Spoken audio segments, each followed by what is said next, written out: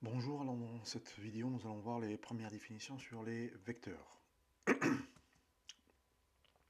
Alors avant de commencer, il faut déjà connaître les caractéristiques d'un parallélogramme. Alors, cela nous permettra ensuite de bien comprendre. Alors, on va commencer par, dans cette introduction, par visualiser cette figure. Alors cette figure là, c'est un mur du palais de l'Alhambra. Donc on voit bien qu'il y a une forme géométrique qui se répète. Par exemple, je vais prendre cette partie-là et on va l'agrandir.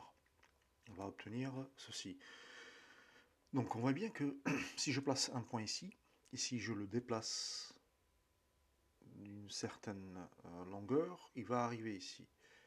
Donc la même chose, si je déplace ce point, j'obtiendrai son image ici. Et ainsi de suite. Donc si ce point-là, je l'appelle A, son point image, je l'appelle A', on va dire que A' est l'image de A par la translation de vecteur A'.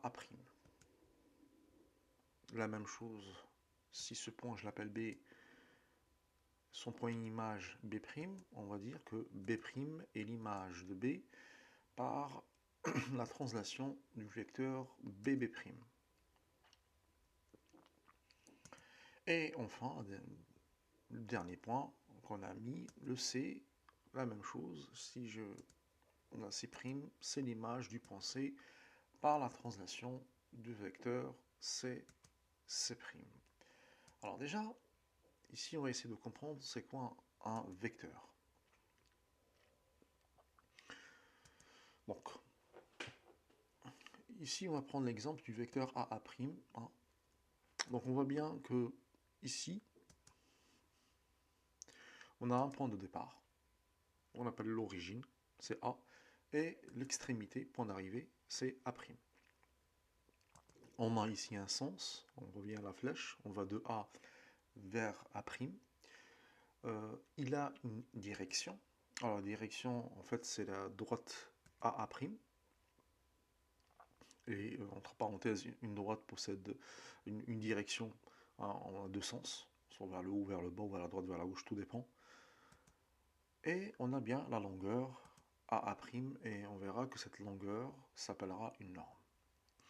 Alors déjà, la première information ici, quand on déplace une figure par une translation, la figure, elle reste elle-même. En fait, on a un glissement de la figure. Donc ici, si je relie les points A, A', B', B, on va tomber sur un parallélogramme. Donc le quadrilatère A', B', B est un parallélogramme. Donc la première définition intuitive de la translation est simple. La translation est une transformation géométrique.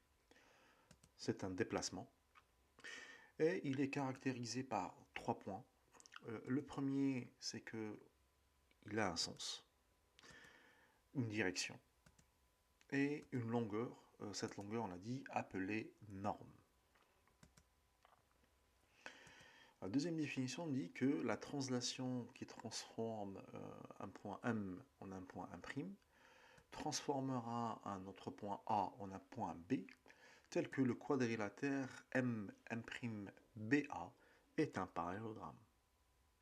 Par exemple, vous avez le point M ici, je place un point M' ici, on a vu le déplacement. Donc si je déplace un point A de la même manière vers un point B, le quadrilatère M'BA est un parallélogramme.